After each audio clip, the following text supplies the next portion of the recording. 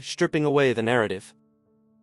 We open on darkness, then slowly illuminate a shelter, common room, empty. There is a tendency, when discussing people like Kevin Lester, to reach for explanations that soften the edges. He's sick. He's a victim of his addiction. The system failed him. He needs help, not punishment. These narratives are comforting because they allow us to believe that everyone is fundamentally redeemable, that cruelty is always a symptom of pain, that if we just provide the right intervention, people will choose to be better. But what happens when we encounter someone for whom this framework simply doesn't apply? What happens when the person isn't struggling against their demons, but is fully aligned with them? When exploitation isn't a side effect of desperation, but the primary strategy? When every kind gesture directed toward them is calculated, cataloged, and weaponized? This is the story of Kevin Marlon Lester that doesn't get told. Not the tragic victim of circumstances. Not the sick man who needs treatment, but the predator who has spent years perfecting the art of extraction, leaving a trail of damaged people in his wake, and who, on January 15, 2025, finally graduated from emotional violence to vehicular homicide. This is the uncomfortable truth.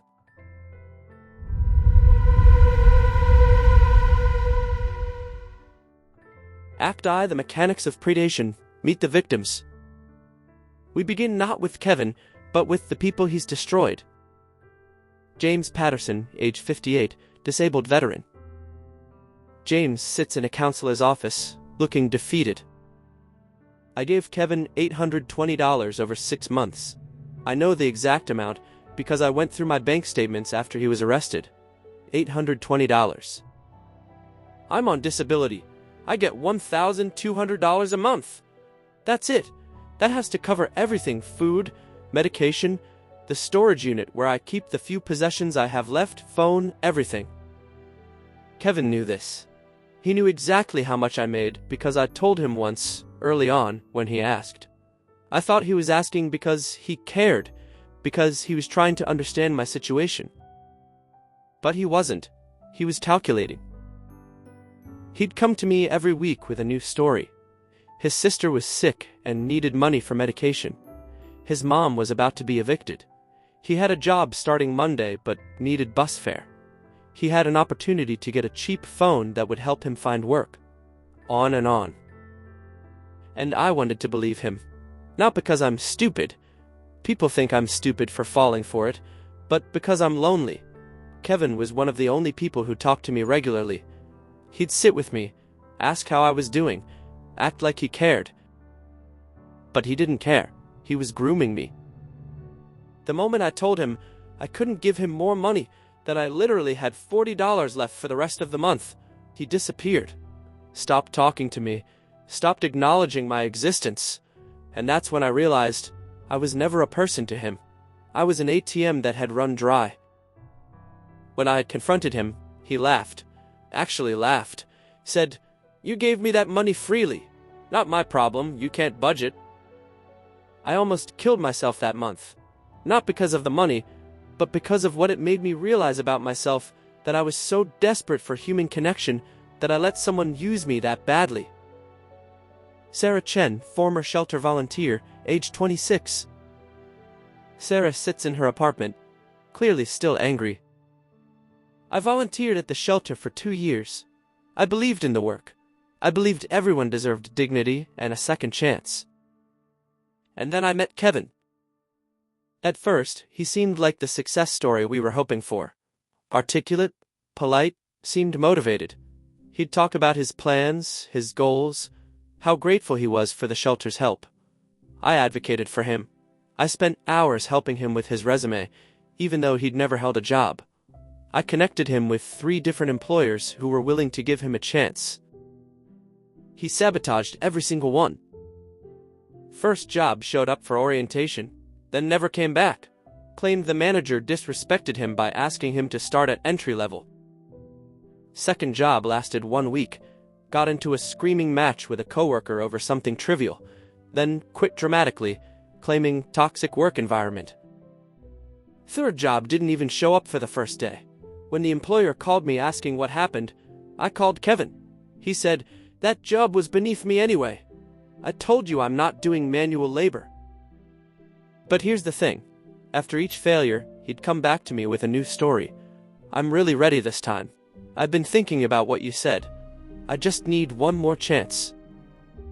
And like an idiot, I kept helping, because the alternative admitting that he was playing me was too painful.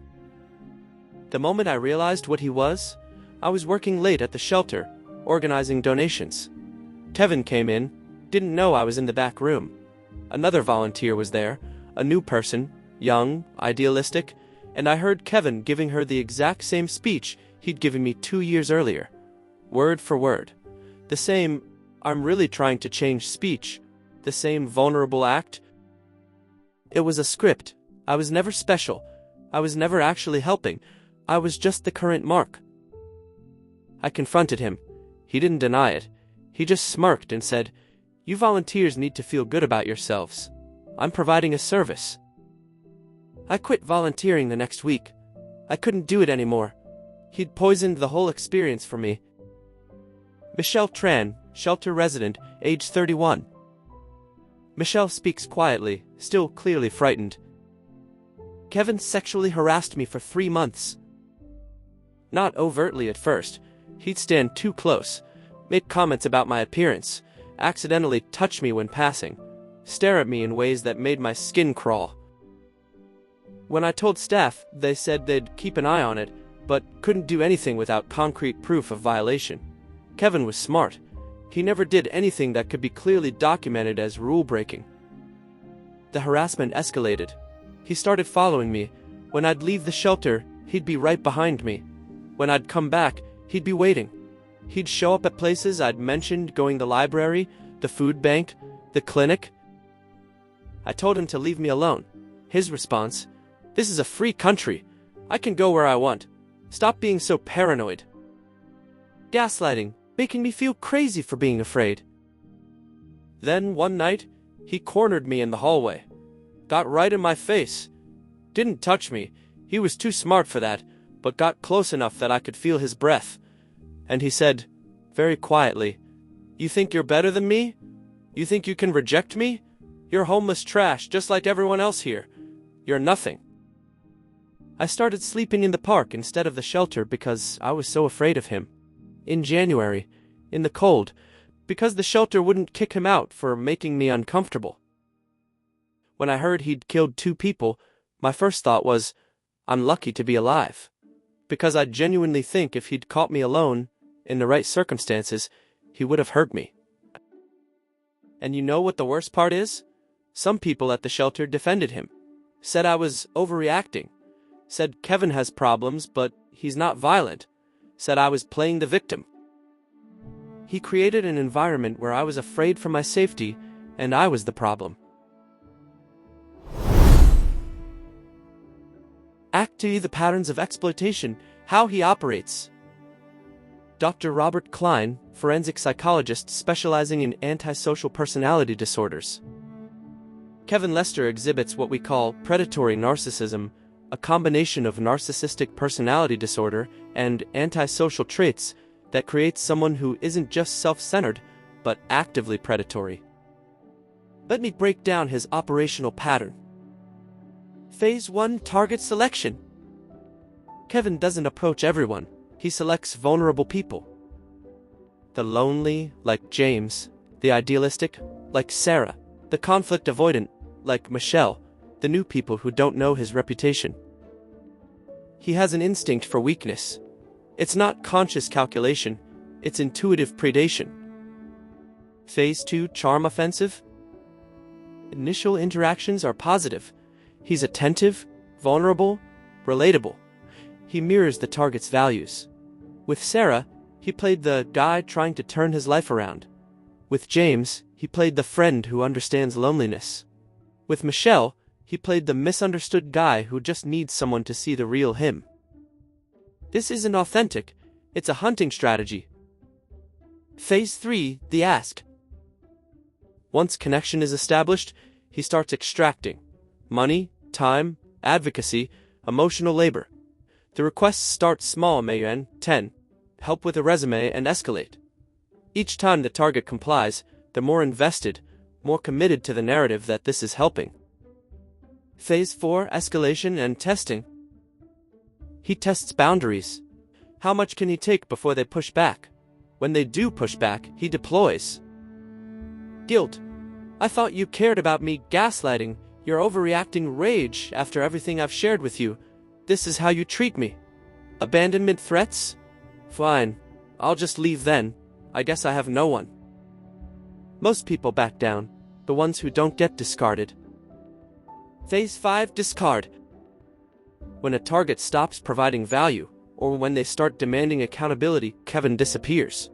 No explanation, no apology, just sudden absence. He's already identified the next target. What makes this particularly dangerous? Kevin has no internal conflict about this behavior. Narcissists often have moments of self-doubt or guilt. Kevin doesn't. He genuinely believes he's entitled to whatever he can take. The people he uses? They're not people to him. They're resources. This is why treatment is nearly impossible. You can't treat someone who doesn't believe they have a problem, and you can't create empathy in someone who is neurologically incapable of it. The financial toll.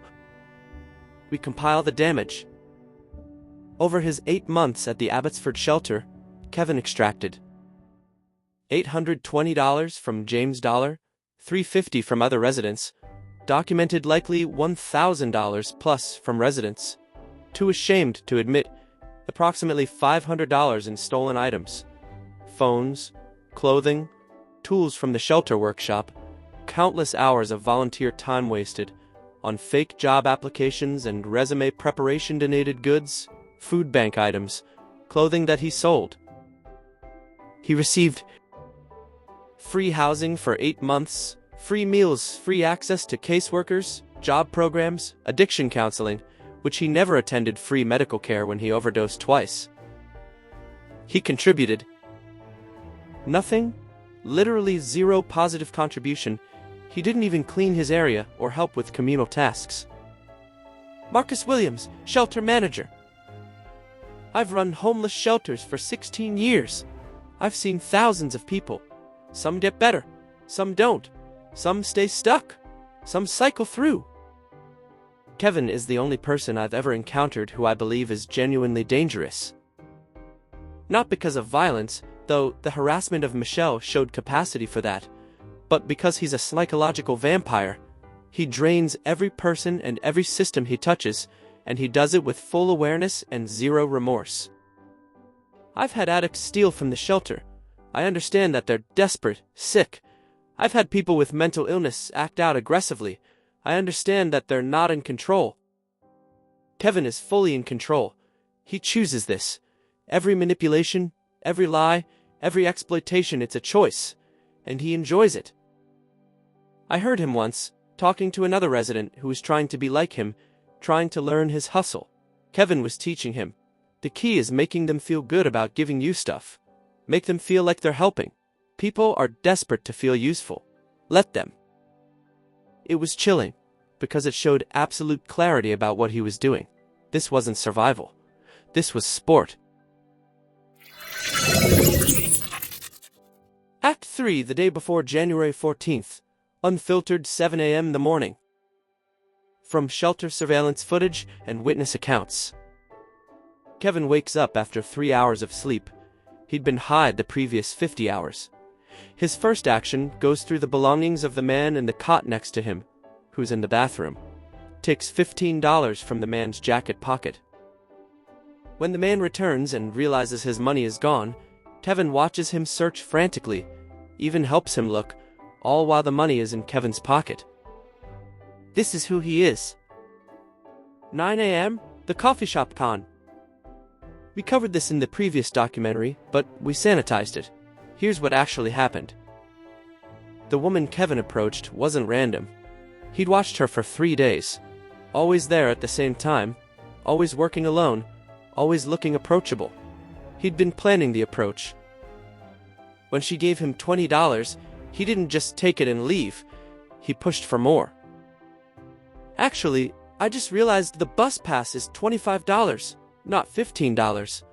I'm so sorry, I don't want to ask, but could you spare another $5? I feel terrible asking. She gave him $30 total. As he walked away, a shelter worker who witnessed this from outside asked him, "Kevin, why do you do that? Why lie to people?" Kevin's response, "Because I can, and because it's funny watching them buy it." This is who he is. 11:30 a.m. The confrontation. Remember the debt collection incident? Here's what really happened. Kevin didn't need the $30 from Derek for drugs. He already had money. He wanted the money as a power move. Derek had told another resident that Kevin was full of shit the day before. This got back to Kevin. So Kevin didn't ask for the money. He demanded it, loudly, in front of others, making Derek squirm, making him look weak. When Derek said he didn't have it, Kevin shoved him not hard enough to leave marks, but hard enough to humiliate. "You're a little bitch, Derek. Everyone here knows it. You talk shit about me and then you can't even back it up. You're pathetic." This wasn't about money. This was about dominance. When staff intervened and banned Kevin for 24 hours, his response wasn't shame or apology. It was rage. "You're banning me? Derek's the one who owes me money. This place is a joke. You protect the weak and punish the strong. That's why everyone here stays homeless. You enable failure." This is who he is. 2 p.m. The theft of the truck. We said Kevin took the truck because he needed shelter from the cold. That's not why he took it. He took it because he'd been fantasizing about stealing a truck for weeks. He'd told other shelter residents about it. "I'm gonna get a big truck one of these days. Just take it. Those people don't deserve what they have. I deserve it more." When he saw the running Dodge Ram, it wasn't desperation. It was opportunity. It was validation of his worldview. I'm smart enough to take what I want, and they're stupid enough to let me. After stealing the truck, he didn't drive directly to Hatzick. He drove around Abbotsford for 90 minutes, blasting music, feeling powerful. He pulled up next to other cars at lights and revved the engine. He was enjoying it. This is who he is. Act of the collision. What really happened, 11:47 p.m., not an accident. Collision reconstruction expert testimony from the preliminary hearing. Mr. Lester was traveling at approximately 142 kilometers per hour in a 60 kilometers per hour zone at the moment of impact, not 142. The road was straight and well lit. Weather was clear. There were no mechanical failures. The victim's vehicle had a 4.2-second window to complete their left turn across traffic. At the speed limit of 60 kilometers per hour, this would have been safe. At 142 kilometers per hour, it was impossible for Mr. Lester to stop. Toxicology showed methamphetamine at levels consistent with very recent use, likely within 2 hours of the collision. Combined with his 68 hours of sleep deprivation, his cognitive function would have been severely impaired, despite his subjective feeling of alertness. Based on skid marks and vehicle telemetry, Mr. Lester didn't begin braking until 1.2 seconds before impact. A sober, alert driver on that road would have begun braking at least 3 seconds earlier.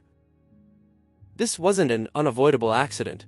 This was the inevitable result of egregiously reckless behavior. The immediate aftermath. The first responder's body camera footage tells the story. Officer. Sir, are you injured? Kevin. I'm fine. This wasn't my fault. They pulled out. Officer. Sir, 2 people are deceased. We need to assess. Kevin. I don't care. I said it wasn't my fault. They should have looked. Officer. Have you consumed any substances today? Kevin. That's none of your business. Officer. Sir, this is a fatal collision. I'm asking if you've consumed. Kevin. And I'm telling you to fuck off. I know my rights. I don't have to answer your questions. Even as EMTs worked on the victims who were clearly deceased, but protocol requires attempting revival, Kevin showed no concern, no remorse, no horror at what had happened. He showed annoyance Annoyance that he was being questioned. Annoyance that the truck was damaged. Annoyance that he was being inconvenienced. Paramedic Sarah Mendez. I've worked fatal collisions for 12 years. I've seen drivers in various states: shock, grief, denial, horror. Kevin Lester is the only driver I've seen who was primarily concerned with whether he was going to be charged. Not, are they okay? Not, did they survive? But, am I in trouble? When I told him the occupants hadn't survived, he said, and I'll never forget this, well, that's not my problem. I didn't tell them to pull out in front of me. 2 people were dead, 30 feet away, and it wasn't his problem.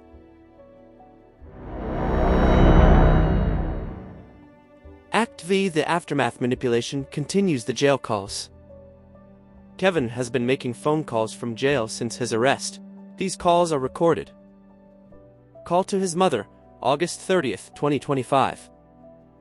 Kevin, Mom, I need you to put money on my canteen account. Mother, Kevin, I don't have money. I'm barely surviving as it is. Kevin, so you're just going to abandon me? Your son is in jail and you won't help? Mother, Kevin, 2 people are dead. You killed 2 people. Kevin, it was an accident. Dad, even you don't believe me. You're supposed to be my mother. Mother, you stole a truck. You were high. You were going 140. Kevin, the cops are lying. They're trying to make it worse than it is, and you're believing them over me. Mother crying, I can't do this anymore, Kevin. Kevin, fine. Abandon me. Everyone else has. Just know that when I get out of here, you'll regret this. He hangs up. Call to James, the disabled veteran. September 15th, 2025. Kevin. James, hey man, I'm so sorry I didn't get to pay you back before all this happened. James, Kevin, I don't want to talk to you. Kevin. I know, but I need you to understand, I was planning to pay you back. I had a plan, and then this whole thing happened, and now I'm stuck in here and I can't work. James, Kevin, you owe me over $800, and you killed 2 people. Kevin, that was an accident. I didn't mean for that to happen, but you've known me for a long time. You know I'm a good person. I need you to write a character letter for my lawyer. Tell them I'm not a bad guy. James, are you serious right now? Kevin, I'm asking you as a friend. You're one of the only people who really knows me. If you write a letter saying I've been working on my recovery, that I've been trying to change, it could help me get a lighter sentence. James, you haven't been working on recovery. You've been using the entire time. Kevin, that's not the point. The point is, if you say you've seen me trying, the judge will believe. James, you want me to lie? To help you get away with killing 2 people? Kevin, I'm not getting away with anything. I just don't want my life destroyed over an accident. James, long pause. Don't call me again. He hangs up. Kevin's response to the jail phone operator. Whatever. Weak piece of shit. Act V. The courtroom manipulation. The performance. From courtroom observers during preliminary hearings. Jennifer Oakes, court reporter. I've transcribed hundreds of criminal proceedings. Kevin Lester's behavior was remarkable. When the Crown attorney was presenting evidence showing photos of the deceased, describing the collision, presenting the toxicology results, Kevin was visibly bored, yawning, looking around the room. At one point, I saw him smirk when the prosecutor mispronounced a street name. But the moment his lawyer stood up, Kevin transformed. Suddenly, he was attentive, nodding along, looking earnest. When his lawyer mentioned his struggles with addiction, Kevin put his head in his hands like he was overcome with emotion. It was performance, pure theater, and you could see the switch flip on and off depending on who was speaking. The bail hearing attempt. Kevin's lawyer filed for bail. The argument: Kevin was a low flight risk, had community ties, and deserved the chance to work on his sobriety while awaiting trial. Kevin prepared a statement to read. Your Honor, I take full responsibility for my actions. I know I have a disease, and I'm committed to getting help. I've enrolled in a treatment program, and I have people willing to support me. I'm not a danger to anyone. This was a terrible accident caused by my addiction, and I'm ready to do the work to make sure it never happens again. The Crown opposed, presenting evidence. Kevin had been banned from 3 different shelters for violence and theft. He had 16 recorded instances of theft in the past year alone. He had no job, no permanent address, no family willing to house him. Witnesses testified to his predatory behavior. The judge denied bail. Kevin's response as he was let out: "This is bullshit. Fucking bullshit system." The performance ended the moment he didn't get what he wanted. Act 7: The psychological reality, why he can't be fixed. Dr. Klen returns. The question people ask is, can Kevin be rehabilitated? The answer is almost certainly no. Here's why. Rehabilitation requires acknowledgement of harm caused, genuine remorse, motivation to change, ability to empathize with victims, willingness to do difficult internal work. Kevin has none of these. He doesn't acknowledge harm, he minimizes it. It was an accident. They pulled out in front of me. He has no remorse. He has self-pity. He feels bad for himself, not for the people he's hurt. He has no motivation to change because he doesn't believe there's anything wrong with him. In his mind, he's smarter than everyone else, and the system is persecuting him for being smarter. He cannot empathize. This isn't a choice. It's a neurological deficit. Brain scans of people with severe antisocial traits show reduced activity in regions responsible for empathy and moral reasoning. And he has no willingness to do internal work because that would require confronting the reality that he's the problem. His entire psychological structure is built on the belief that everyone else is wrong, and he's the only one who sees truth. What about prison programs? Addiction treatment? These work for people who want to change. Kevin will attend programs because it looks good for parole hearings. He'll say the right words. He'll perform recovery, but it will be performance, not transformation. I've reviewed his intake assessment. The counselor asked him, "What would you say to the families of your victims if you could?" His response: "I'd tell them I'm sorry they're going through this, but accidents happen. I didn't mean for it to happen." No ownership, no accountability, just minimization and deflection. This is who he is, and this is who he will remain.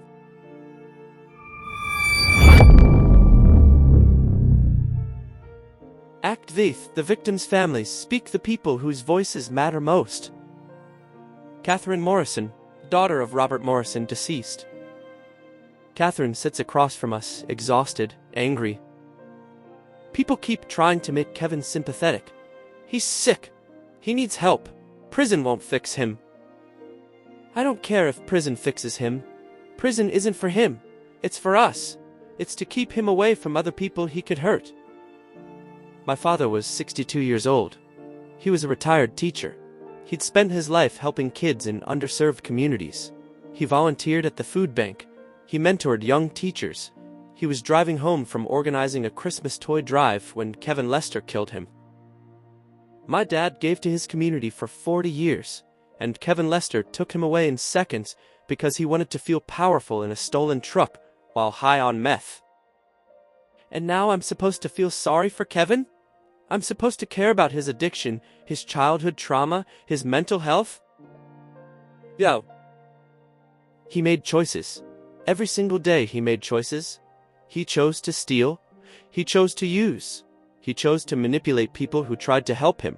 He chose to get high and steal a truck and drive 140 kilometers per hour through a residential area. Those were choices, and my father didn't get a choice. He didn't get to choose whether to die that night. So when people tell me I should have compassion for Kevin Lester, I ask them, where's your compassion for my father? Where's your compassion for my mother, who's barely eating, who can't sleep, who had to bury her husband of 40 years? Where's your compassion for my father's former students, who sent hundreds of letters about how he changed their lives? Kevin gets lawyers, gets medical care, gets 3 meals a day, gets to file appeals, gets to call his family, gets to live. My father gets a grave. Don't tell me about compassion. David Chen, husband of Patricia Chen, deceased. David's voice is eerily calm. My wife was 58. We'd been married 30 years. We had 3 grandchildren she adored. When I found out she'd been killed, my first question was it an accident? Did the driver have a heart attack or a mechanical failure? When they told me no, the driver was high on meth in a stolen truck, my second question was, is he remorseful? I wanted to know if the person who killed my wife at least had the decency to feel bad about it. I attended the bail hearing. I heard Kevin's statement. I take full responsibility. This was a terrible accident. I watched his face. I've been a trial lawyer for 35 years. I've cross-examined thousands of witnesses. I know how to read people. Kevin Lester felt nothing. The words were memorized, rehearsed, empty. After the hearing, I spoke to some of the shelter residents who came to testify. They told me about the real Kevin, the manipulation, the theft, the harassment, the complete lack of concern for anyone but himself. And I realized my wife didn't die in an accident. She was killed by a predator who'd been operating with impunity for years, and who finally escalated to the ultimate harm. Some people can't be saved. Some people don't want to be saved. Kevin Lester is one of them. I don't want him rehabilitated. I don't want him to find himself in prison. I don't want him to eventually rejoin society as a changed man. I want him removed from society permanently. Not out of vengeance, but out of protection. He's dangerous. He's always been dangerous, and the next time he's free, he'll hurt someone else. That's not anger talking. That's pattern recognition.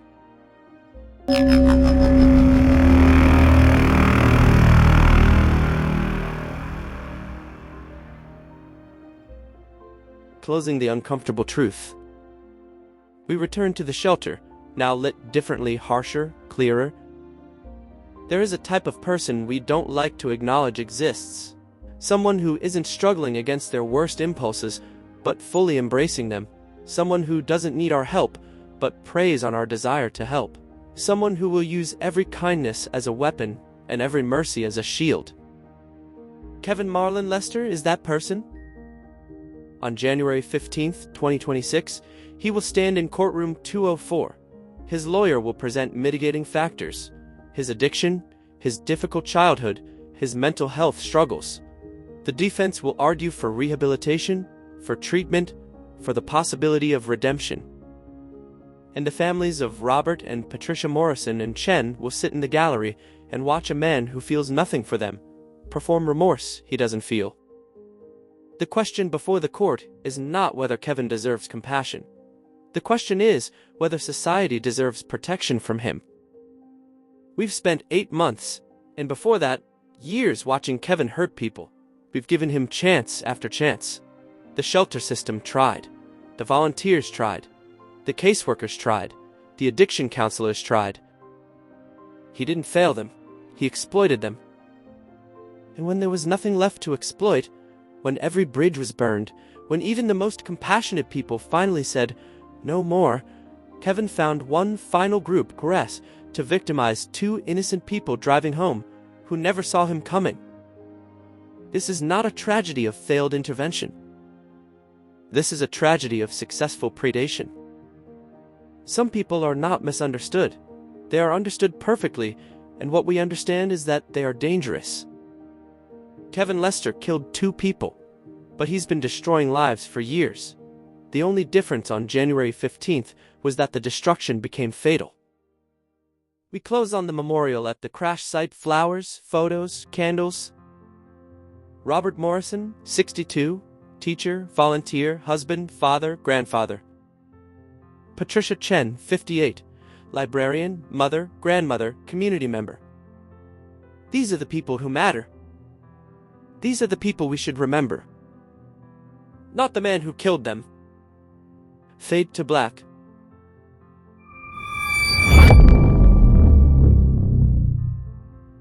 Final note. This documentary presents a fictional case to explore an uncomfortable reality.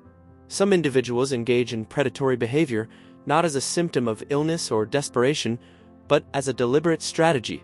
The purpose is not to dehumanize those struggling with addiction or mental illness, the vast majority of whom are not predatory, but to honestly examine what happens when genuine pathological narcissism and antisocial traits combine with addiction and lack of accountability. Real justice requires distinguishing between those who harm others, despite trying not to, and those who harm others because they simply don't care. The families of victims deserve this honesty, and potential future victims deserve this protection.